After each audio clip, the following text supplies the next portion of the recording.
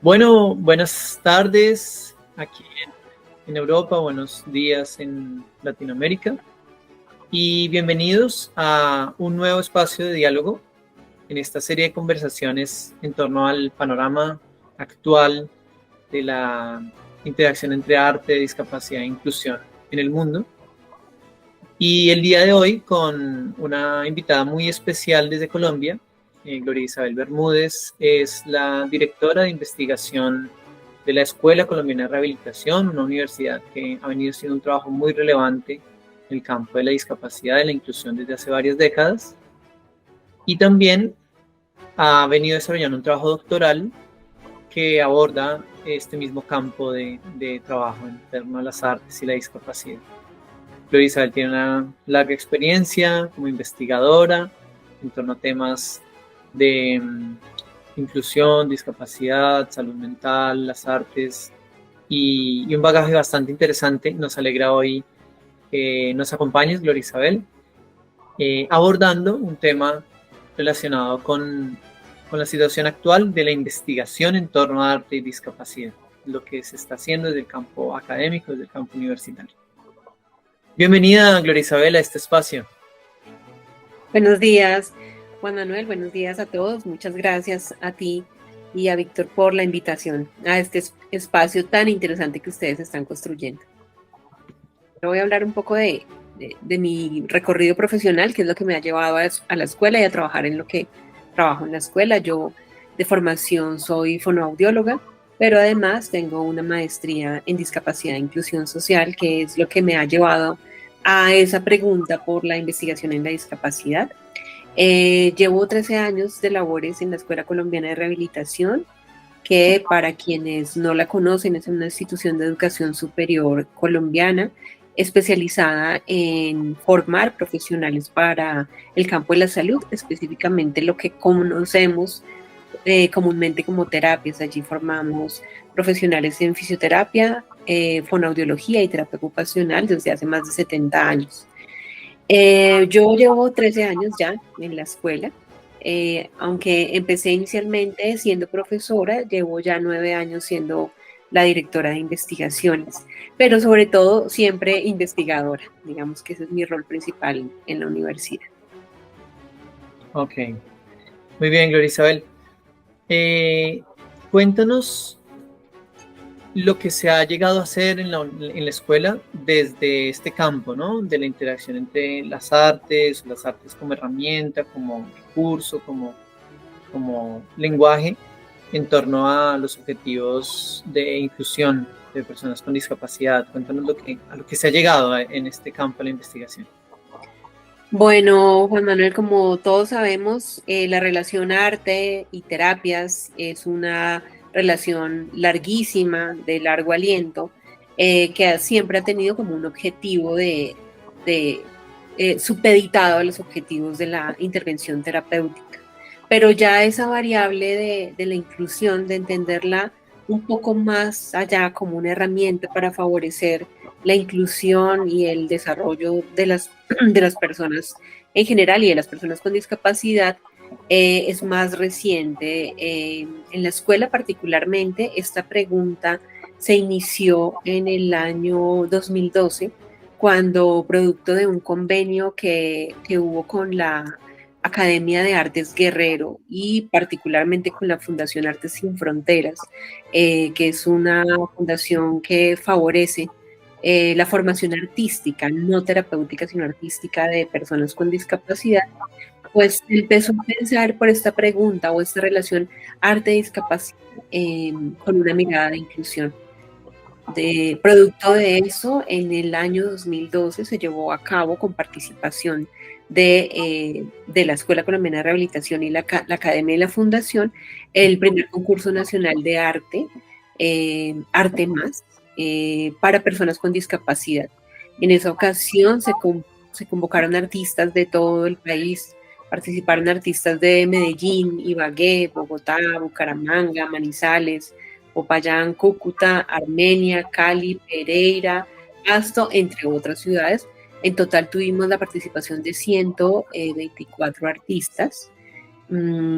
se seleccionaron 364 obras, se inscribieron 364 obras, 43 fueron preseleccionadas y finalmente hubo 39 finalistas para 3 ganadores.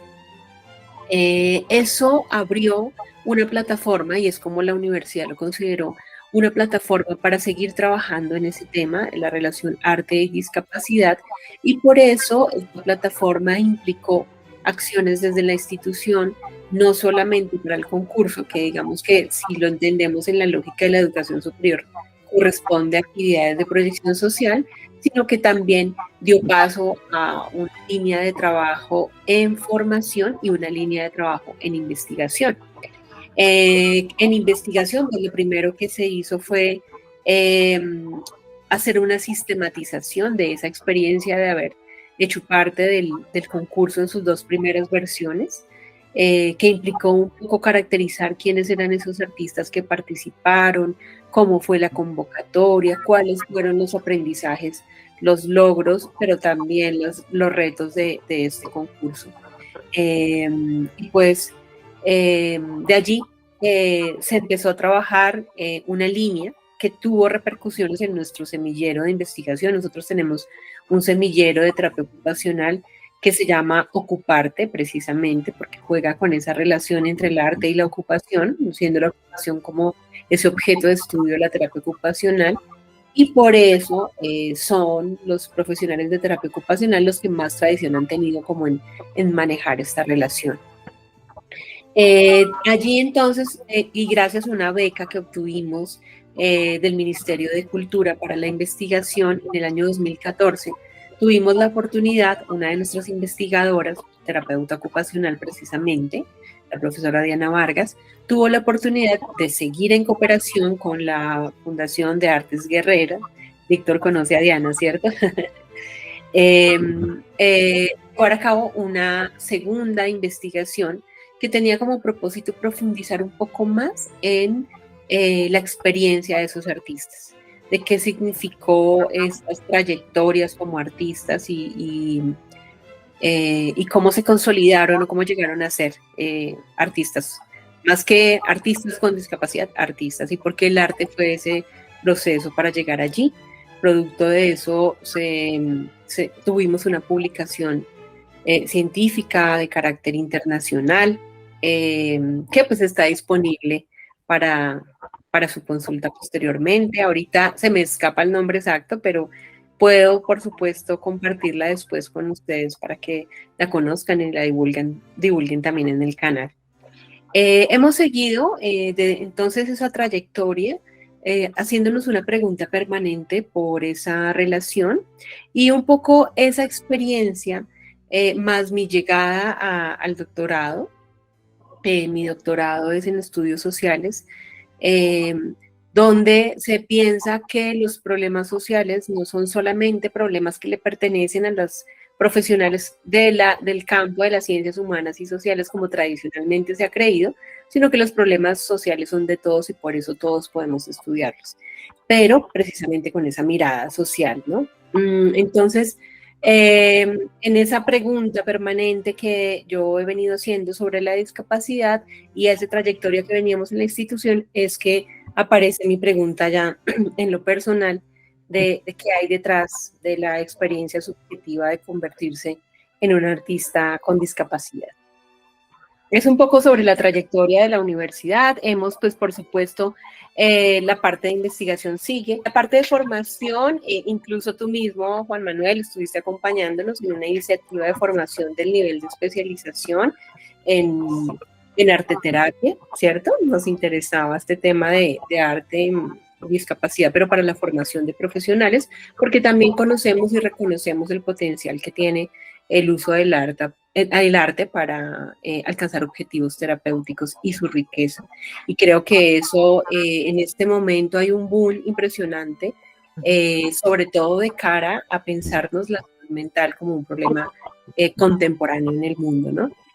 Porque se ha demostrado, pues, todos los beneficios que el arte trae, no solamente para una persona con discapacidad, sino pues para cualquier persona, la posibilidad del desarrollo estético, el desarrollo socioemocional, sociocultural, los aportes al desarrollo cognitivo, habilidades como la autonomía, la motivación por el aprendizaje, su facilidad para la comprensión de los aprendizajes, para adquirir nuevo conocimiento, pero sobre todo introspectivo, ¿no? El conocimiento de sí mismo. Bueno, podríamos hacer una lista enorme de para qué sirve el arte, pero no es el objetivo del conversatorio, solamente decir que aquí lo vemos como un potencial de formación y hemos tratado siempre de incorporarlo también como electivas para nuestros estudiantes. Hemos tenido electivas para los estudiantes de pregrado en arteterapia y bueno, vamos en ese camino, lo consideramos muy importante. La última actividad como para resaltar que hicimos en los últimos años, es una cooperación que hicimos con un mago norteamericano, Kevin Spencer, que trabaja precisamente en Estados Unidos con las asociaciones de terapia ocupacional para el uso de la magia como una estrategia terapéutica. Con él diseñamos un curso pensado pues para la comunidad interna y externa asociada al uso de la magia, estrategia en la terapéutica. Fascinante escuchar lo que Kevin nos enseñó, porque él hablaba de cómo, pues primero, todos los niños han soñado con ser magos, ¿no? La magia ilusiona a cualquiera, y lo maravilloso de la magia es el truco, porque él nos decía o nos explicaba, el truco solo funciona si sale bien. Si no, no sirvió de nada. Entonces, digamos que cognitivamente es una tarea muy buena para lograr objetivos terapéuticos, desde la planeación, la práctica para la ejecución y pues digamos que toda la retroalimentación que recibes cuando el público ve el truco logrado o a satisfacción. Tuvimos una buena acogida. Primero lo hicimos con personas internas del curso. Es un curso virtual porque pues Kevin vive en Estados Unidos. Tuvimos una webinar en la que él habló de este tema. Entonces, básicamente decirte que es una línea de investigación que le interesa a la institución y en la que permanentemente estamos llevando a cabo actividades. Muy bien. Vale. Gloria Isabel, quiero preguntarte, ya en esta conexión con tu propia investigación doctoral, ¿no? Donde encuentras un interés sobre esa vivencia subjetiva de la persona con discapacidad y el rol que puede tener el arte en esa forma de vivirlo, de expresarlo, ¿no? Cuéntanos un poquito de tu trabajo doctoral y en el marco de esta relación, ¿no? Arte y discapacidad. Bueno, espero que ustedes puedan asistir a mi sustentación, entonces, más que contarles la tesis que espero en ese escenario se las pueda contar, sí puedo de pronto mencionar un poco a qué me llevó a la pregunta, qué había en ese momento en el que yo pensé la tesis doctoral. Porque precisamente los hechos sociales existen, el investigador social no se los inventa, solamente los analiza.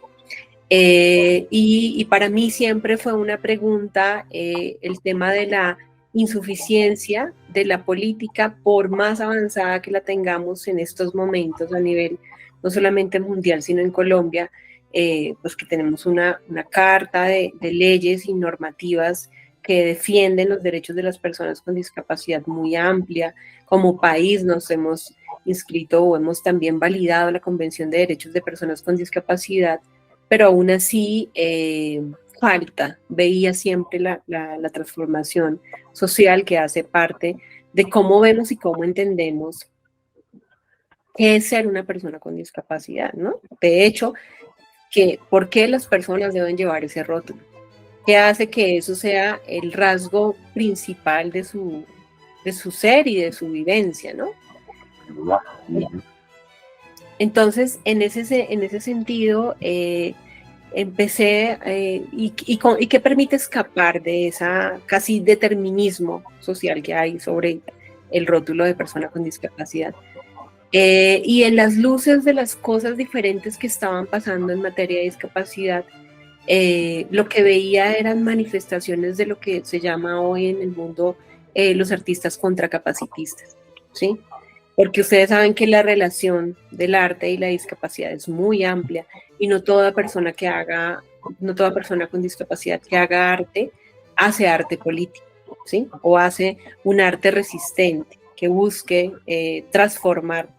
A veces es más un acto de autoconciencia, un acto de procesar su propia existencia, de expresar esas emociones que por otras vías no puede expresar porque hay limitaciones en lo comunicativo, hay limitaciones en lo cognitivo, y el arte se muestra como esa plataforma en la que pueden expresar muchas de las cosas de sus propias vivencias. Por supuesto, tiene un componente creativo impresionante que nos permite ver sus capacidades y las cosas que muchas veces el rótulo no muestra. Pero algunos artistas, y sobre todo este es un movimiento muy de Estados Unidos, la han usado para transgredir la norma capacitista, para transgredir ideales corporales y pues en un ejercicio de cruce con otro tipo de... Ustedes saben que el concepto de capacitismo, lo adoptan los movimientos anticapacitistas, bebiendo de las fuentes del feminismo o del movimiento Black Power en Estados Unidos. Entonces equivale a palabras como racismo o machismo, ¿no? En el caso de la discapacidad, del capacitismo, pues se refiere a toda esa fuerza etérea, porque no sabemos dónde está, pero está en todas partes al tiempo, que se piensa que la capacidad es la forma ideal de todo ser humano y que todo ser humano que se aleje de esa norma, pues tiene consecuencias de exclusión. Entonces es muy bello lo que ellos hacen porque además nos muestran que el cuerpo es un fluir permanente, que el cuerpo es un campo de posibilidades en el que nada está escrito. Mi cuerpo no es más humano porque yo tenga mis 5 sentidos. Mi cuerpo no es más humano porque yo use las 2 piernas para moverme. Y eso es lo que ellos confrontan en sus obras. Que finalmente creer que la norma corporal, la norma funcional existe es solamente una ideología. Realmente el cuerpo, todos los cuerpos tienen todo el tiempo transformaciones. Nosotros mismos, a medida que vamos envejeciendo, vamos viendo cambios en nuestro cuerpo. Y nuestro cuerpo cada vez es menos funcional para algunas cosas que hacíamos antes con mucha facilidad. Y eso no lo hace un cuerpo discapacitado o un cuerpo menos valioso. El problema del estigma de la capacidad es que sí, mentalmente nos vamos preparando para eso. Por eso nadie quiere ser viejo, por eso nadie quiere ser feo, por eso nadie quiere tener discapacidad, porque inmediatamente evoca esa creencia de que es un cuerpo menor, menos valioso, Pues menos estereotipos, ¿no? Exactamente. Y eso es lo que ellos confrontan en su experiencia estética. Ellos nos muestran a través del arte contracapacitista una experiencia estética que rompe con todo eso. Y obviamente nos muestran las interseccionalidades, ¿no? Algunos de estos artistas no son solamente hombres y mujeres haciendo arte, sino a veces transitan, fluyen entre los géneros, fluyen o transitan entre, por ejemplo, hay una cosa muy importante y es el tema de la productividad y el valor de las vidas, valor económicamente hablando, que también se supone que transgrede el movimiento anticapacitista. Ya digamos que el capacitismo tiene 2 elementos, el de la normativa corporal y el segundo elemento que tiene que ver con la norma neoliberal económica de que todos debemos ser productivos, de que todos debemos por eso la capacidad se vuelve la bandera del capacitismo. Porque no importa cómo sea, si lo que dejas es un saldo económico, si con las ayudas necesarias puedes ser igual al otro económicamente hablando, pues ahí estás bien en la mirada del capacitismo. Entonces los movimientos contracapacitistas también recuperan valores como la vulnerabilidad, valores como mi existencia se hace valiosa si yo no pueda trabajar, no pueda aportar económicamente a una sociedad, porque la fragilidad, el amor y todas las cosas que muchas veces nos enseñan con mucha fuerza las personas con discapacidad también son valores sociales, aunque no sean valores económicos, digámoslo así. Y eso también lo muestran ellos a través de sus obras. Hay una línea muy fuerte en lo que tiene que ver con el cuerpo deseado. Y también, sí, Víctor, ¿quieres decir algo, cierto? Sí, bueno, termina si quieres. Me parece muy interesante. Tranquilo, habla que yo después retomo, no te preocupes. Sí. En relación a lo que hablas de los beneficios que tiene el arte como terapia, Juan Manuel es especialista en eso, también en España, en Europa, hemos visto mucho el potencial a nivel psicológico, de reafirmación, a nivel de cómo se puede sentir valorada la persona a partir de que se valora su trabajo, su obra. Eso te lo quería decir porque, como bien dices, hay infinidad de valores, o sea, de beneficios que tiene el arte como terapia, el arte como inclusión.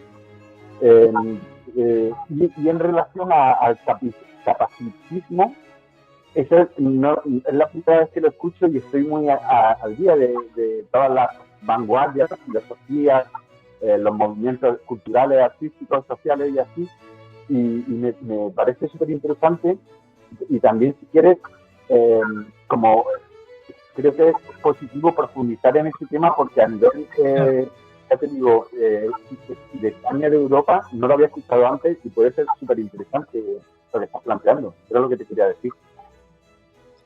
Gracias, Víctor. Sí, bueno, retomando lo primero que dices, tuve la oportunidad precisamente de hacer mi pasantía doctoral en España. Bueno, era plena pandemia, tuve que hacerla virtual, pero eso no le quitó que fuera una experiencia muy real con la profesora Mar Morón en la Universidad de Barcelona, quien trabaja muy a profundidad este tema de que tú mencionas, ¿no? Los beneficios psicológicos y para la formación que tiene el arte, que no es una cosa menor. Con ella aprendí muy bien porque para mí era muy importante poder hacer esa distinción a la hora de decidir qué artistas y qué apuesta política iba a analizar, pues poder depurar un poco qué le interesaba ver. Y con ella aprendí mucho sobre eso que tú mencionas, ¿no? Cómo en la dimensión personal el arte le permite a la persona un diálogo con sí mismo. Es un medio para no solamente conocerse a sí mismo, sino al mundo que lo rodea. Y muchas veces para las personas con discapacidad se vuelve, sobre todo cuando hay una discapacidad cognitiva, pues se vuelve un espacio en el que puede ser sí mismo con menos temor.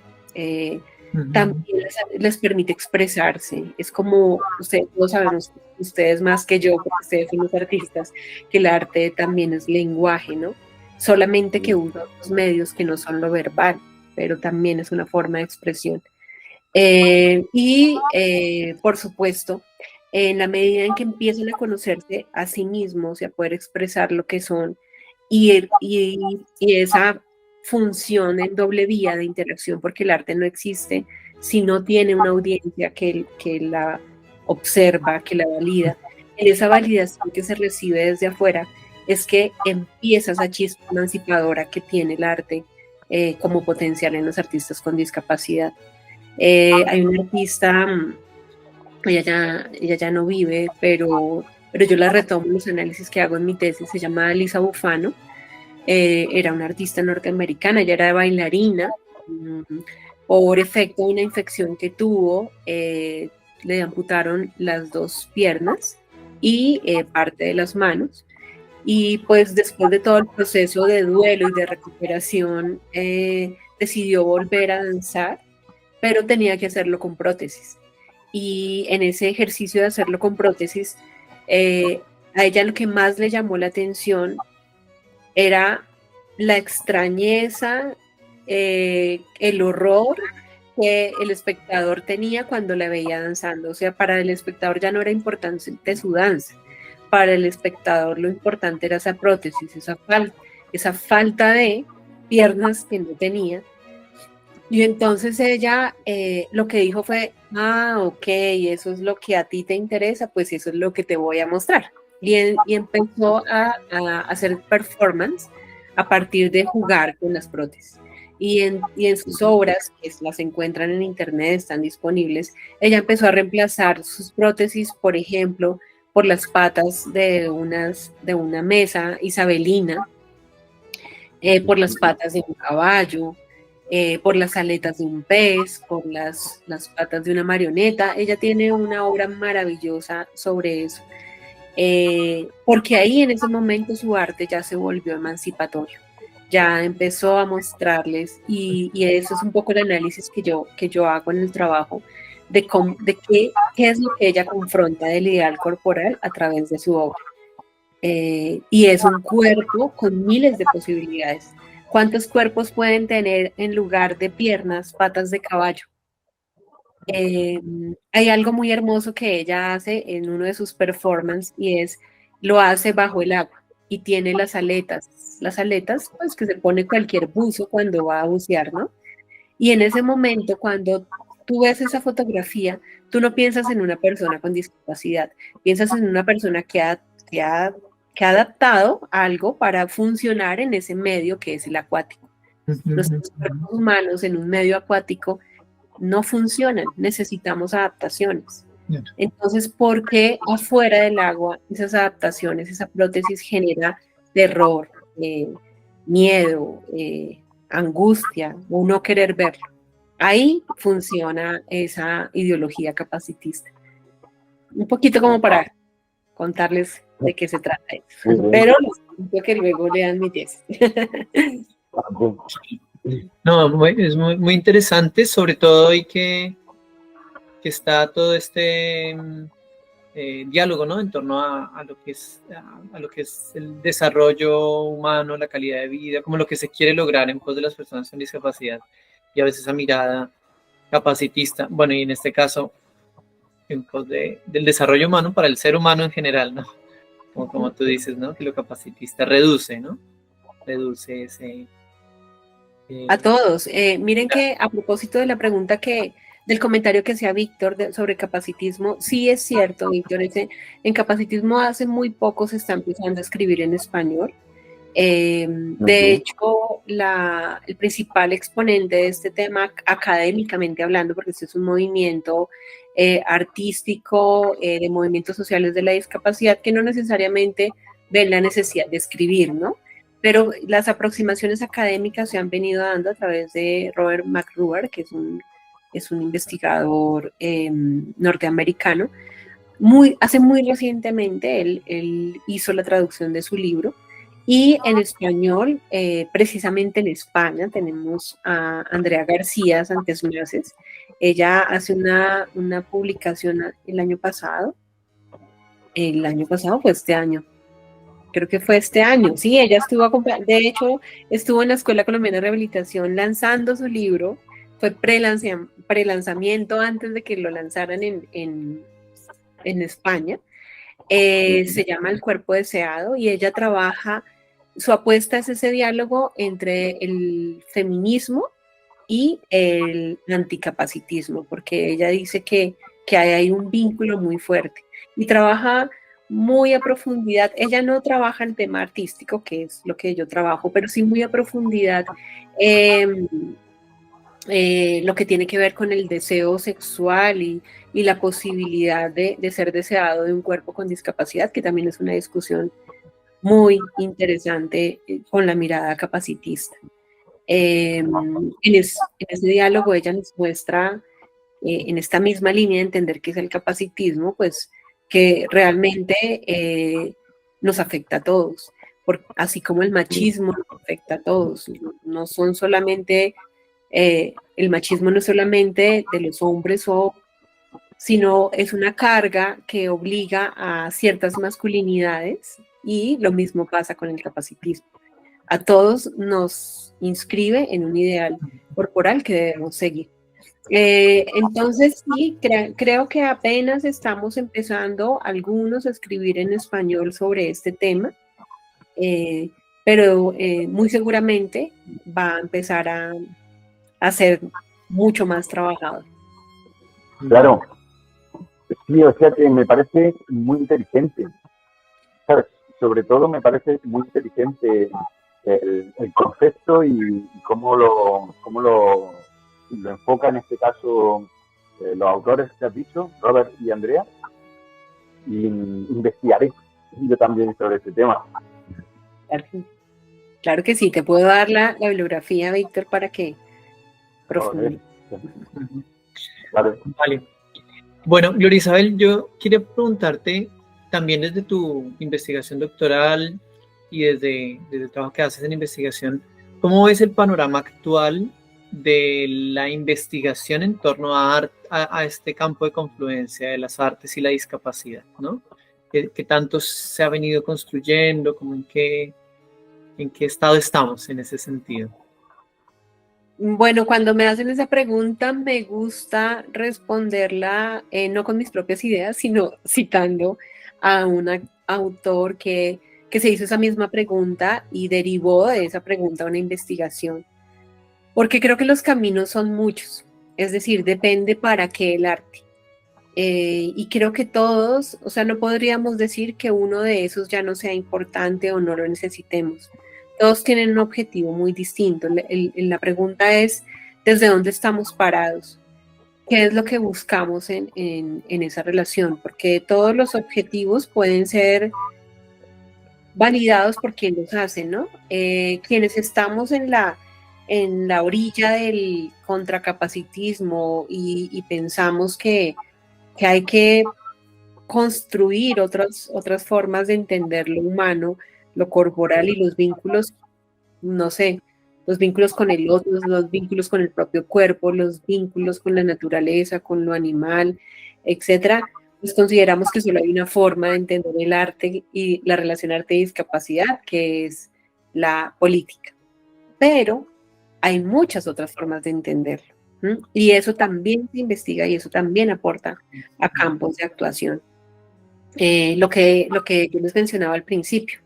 Hay como el arte terapia es una línea tan fuerte de trabajo en terapéutica en todo el mundo y ha mostrado sus inmensas posibilidades, no solamente con la variable de discapacidad, sino precisamente por ese potencial tan fuerte que tiene el arte para conectarnos con nosotros mismos, para expresar más allá del lenguaje. Se ha convertido en una herramienta terapéutica desde la psicología, desde la terapia ocupacional, desde el trabajo social, bueno, desde otros campos, muy poderosa, y se investiga y es necesario seguir investigando en ese tema.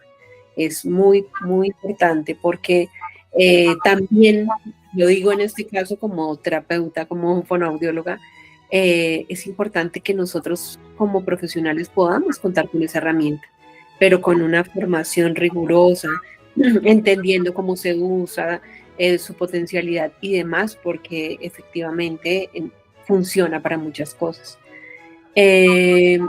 También en la parte de educación, ustedes saben también muy bien que la educación estética, la educación en el arte, yo creo que eso lo podría explicar mucho mejor cualquiera de ustedes, vos, Juan Manuel o Víctor, pero a grosso modo, pues los beneficios para la formación por esas mismas características son indiscutibles.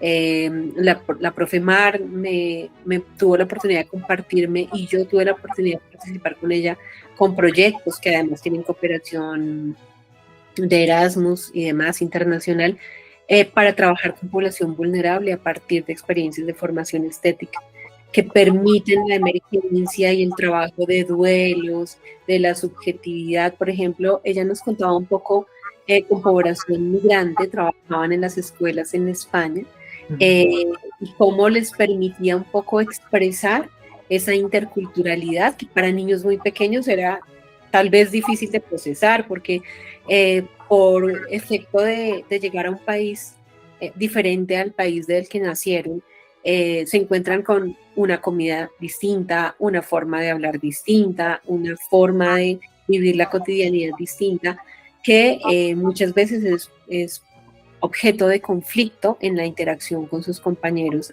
y cómo a través de estos proyectos de aula basados en el arte se favorecieron escenarios interculturales, de conocimiento de la diversidad, y creo que en eso pues el potencial del arte, volviendo a la variable de discapacidad, pues es extraordinario, porque conocer al otro también se puede por esas mismas vías.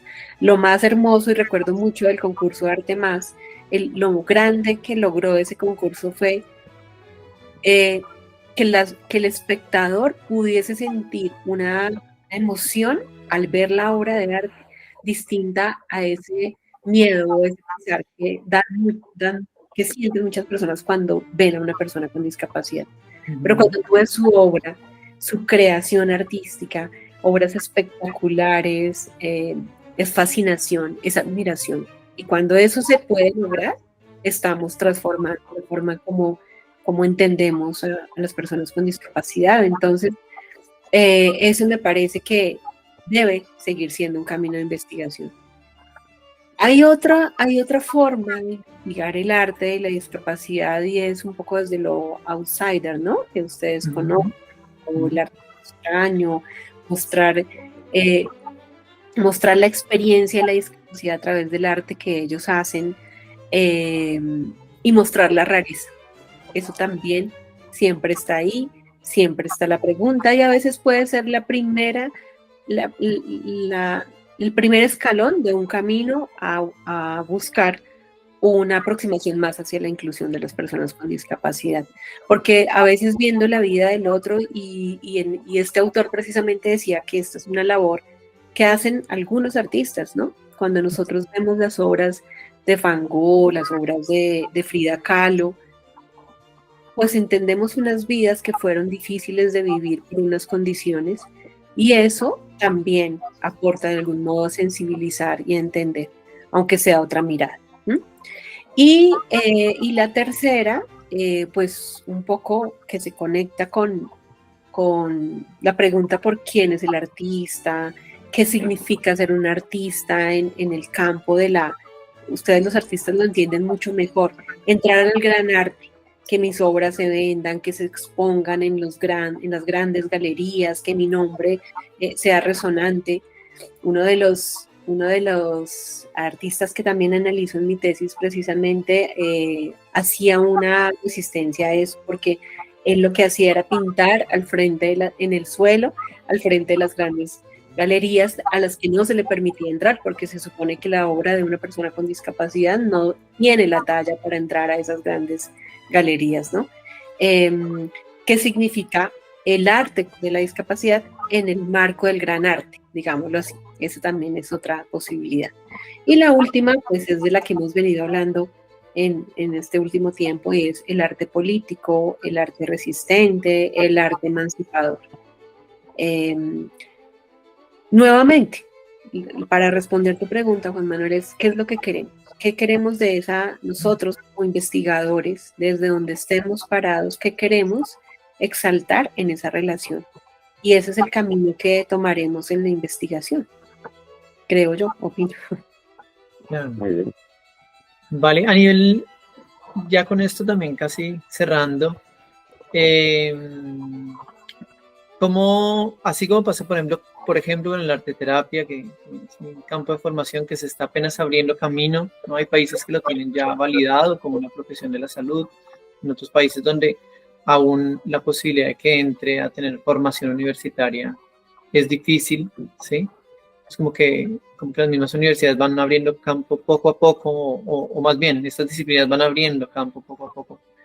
¿Qué retos, no? O algún aspecto de ese panorama hacia adelante para seguir abriendo campo a esa relación arte-discapacidad desde la investigación académica.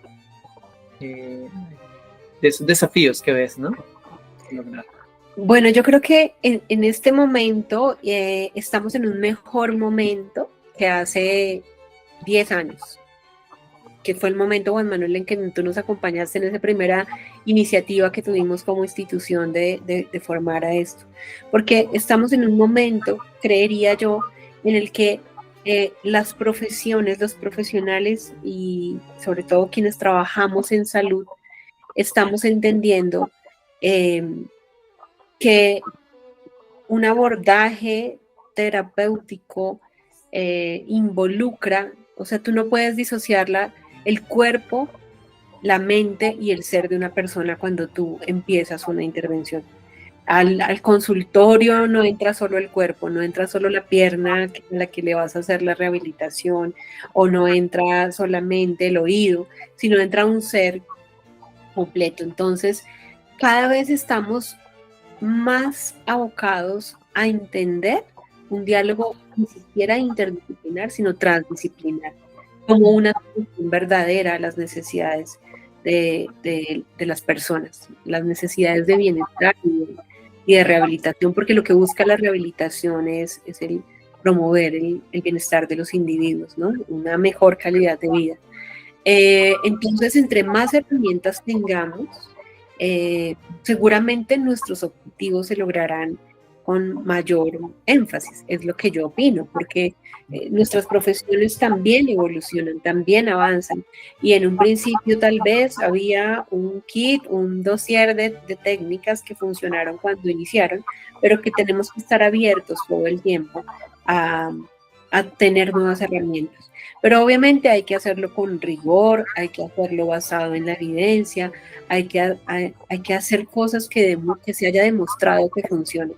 Entonces el reto está allí, porque muchas personas que son un poco incrédulas de las posibilidades de la arteterapia, lo ven desde allí, ¿no? Si esto no está probado, si esto no está demostrado, si no hay la evidencia científica, ¿por qué incorporarlo? ¿Qué peligros puede haber en esa incorporación?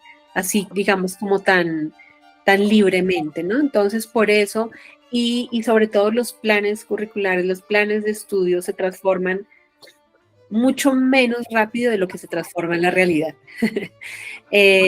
Precisamente por eso, ¿no? Porque tiene que, por ejemplo, una técnica, un procedimiento tiene que ser avalado por los colegios o las asociaciones profesionales, debe haber evidencia científica que lo soporte. Entonces, para eso el camino siempre es la investigación. Creo que si bien está muy bien que hagamos cursos libres, que demos charlas sobre el tema, hay que hacer investigación a profundidad para demostrar el impacto de estas y otras técnicas que estamos trabajando.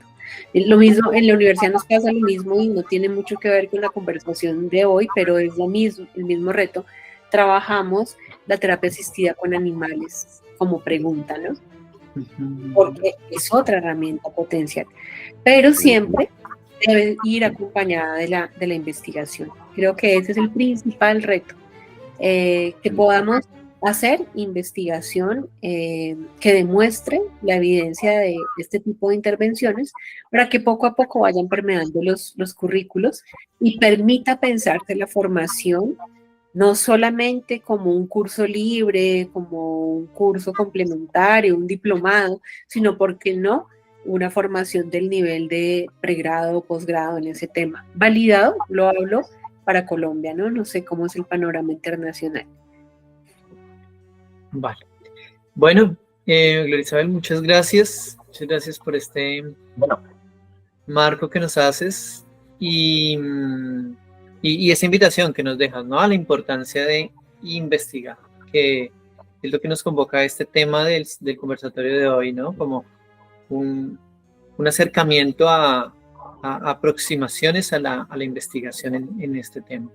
Y también cómo es lo que nos permite abrir camino, validar, observar, quizás sistematizar procesos para también hacerlo más...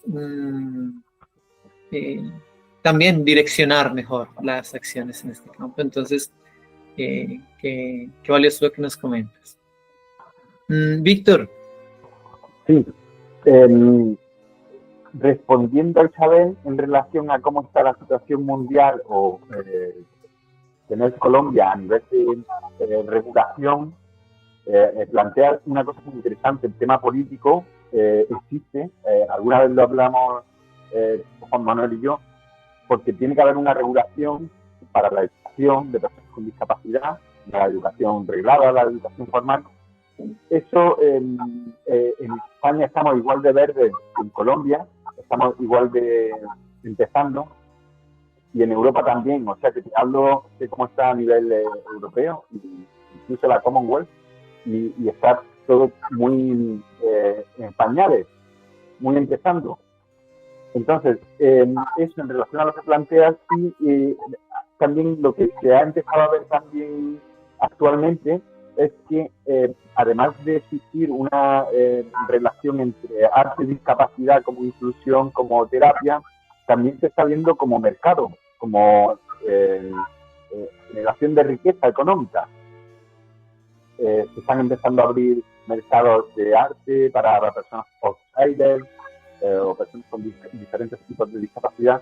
Entonces, todo eso me gustaría, y es la primera vez que lo planteamos en un conversatorio, llevamos 10, la posibilidad de poder volver a tener otro el año que viene contigo.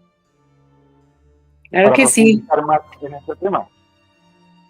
Claro que sí, por supuesto, me encantaría. Vale, era eso. Si se puede repetir. Yo... Vale. Vale, sí. Conmigo. Ok. Bien, eso es seguir profundizando. A propósito, también, por ejemplo, el otro año, bueno, estamos por realizar un nuevo conversatorio también desde la experiencia propia del programa Arte Más que señalaba Gloria Isabel. Es un programa que ha continuado en la Academia Artes Guerrero, donde empezó, y se ha venido desarrollando en varios países. Ya les contaremos mejor de qué se trata. Muchas gracias. No fue que me asusté, sino que apreté el de salir. Excusas. Mi pregunta muy concreta es, desde la relación que estoy teniendo con las madres de Caruna, una iniciativa que después ya Víctor, Juan Manuel y otros saben, he notado de que ellas, por ese también interés de generar ingresos, han desarrollado competencias, habilidades en lo artístico. Entonces, hay cosas muy bonitas, están haciendo cosas muy hermosas. Si eso también está considerado dentro de esta iniciativa que se está promoviendo desde la FIAP, tener en cuenta eso, el mercado para ese espectro de madres cuidadoras que han desarrollado unas habilidades muy y talentos en cuanto al arte. Es la pregunta. Muchas gracias. Y pido excusas por no haber estado más temprano que... Bueno, creo que, como dijo Víctor, creo que da para una conversación muy amplia posterior, pero me recuerda un poco una línea que estamos empezando a trabajar en la universidad. Tenemos una línea de investigación grande que se llama Diversidad e Inclusión, y dentro de ella tenemos varias líneas. Una de ellas pues es arte y discapacidad, y una que hemos denominado emprendimiento inclusivo, que tiene que ver con esa posibilidad de pensar una alternativa no solamente económica, sino una proyección de vivir, de poder vivir del arte o de cualquier experiencia basada en poblaciones que conocemos regularmente como población vulnerable. Y pienso yo, desde mi criterio, que allí entraría esta pregunta que muy interesante nos plantea Carlos Abraham, porque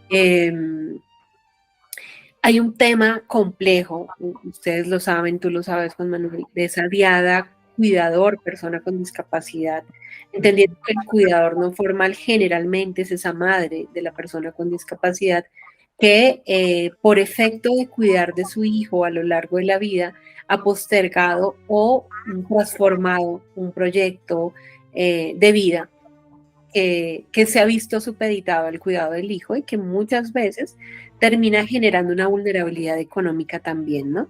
Porque el tiempo se va en cuidar al hijo y no hay un desarrollo profesional, no hay la posibilidad de tener un trabajo como algunas otras personas lo tienen, pero no por eso debería ser así. Entonces, pensamos que esa ventana del emprendimiento y esas posibilidades de agrupación de trabajo colectivo son una alternativa muy interesante y muy, muy importante para poder sacar un poco esa dinámica casi obligatoria de vulnerabilidad por ser cuidador y vulnerabilidad económica. Y pienso que hay una plataforma en cooperación internacional, en recursos nacionales para este tipo de iniciativas. Creo que se ha pensado mucho, por lo menos en Colombia, ya se piensa, no estoy hablando específicamente de madres con personas de personas con discapacidad, pero sí de poblaciones vulnerables que generan procesos de emprendimiento productivo. Y yo pensaría que ese es un camino también para el cuidador. Ahí es que empezar a buscar los recursos entonces para que se visibilice mucho más. Miren que en Colombia, por efecto del posacuerdo y toda la implementación, hay muchas iniciativas de esa naturaleza para la población víctima del conflicto armado, pero también hay una línea importante de discapacidad que debería tenerse en cuenta. Muchas gracias por ese comentario tan interesante, Carlos. Vale, gracias, Gloria Isabel. ¿Estás en Colombia, Isabel? Sí. ¿En Medellín, Bogotá, Cali? En Bogotá. Perfecto. ¿Cómo hago para contactarte, para ilustrarme sobre la investigación que están llevando a cabo? Bueno, si quieres acá en el chat, puedo compartirles mi correo electrónico. Me escribes y ahí ya nos contactamos. ¿Te parece? Muchas gracias. Vale. Bien.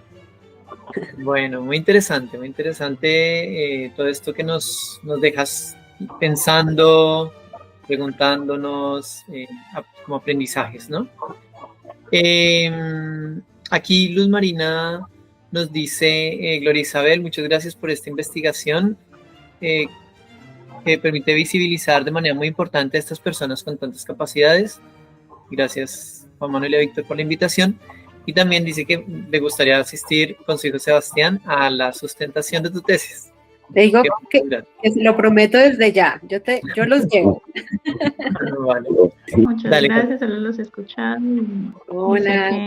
También he estado muy de cerca en el trabajo de la fundación y siempre te vamos a agradecer a ti y a Rocío por el apoyo. Y muy chévere tu intervención. Muchas gracias a ti por abrirnos las puertas de la fundación. Gracias, Kate, por tu aporte. Y bueno, con esto pues vamos a dar finalización a este conversatorio, agradeciendo mucho a Gloria Isabel su disposición, el trabajo que está haciendo desde allí en la Escuela Colombiana de Rehabilitación, desde tu tesis doctoral, y también el gran aporte que viene a representar para la construcción de una sociedad más incluyente con mejores oportunidades para todos. Nos veremos en un próximo conversatorio. Gracias también a los asistentes. Y bueno, aquí generando espacios de red y conexión para una mejor sociedad. Un abrazo para todos. Juan Manuel y Víctor, gracias por esa persistencia, ese liderazgo, desde el corazón, desde el amor. Muchas gracias. Adiós a todos, gracias.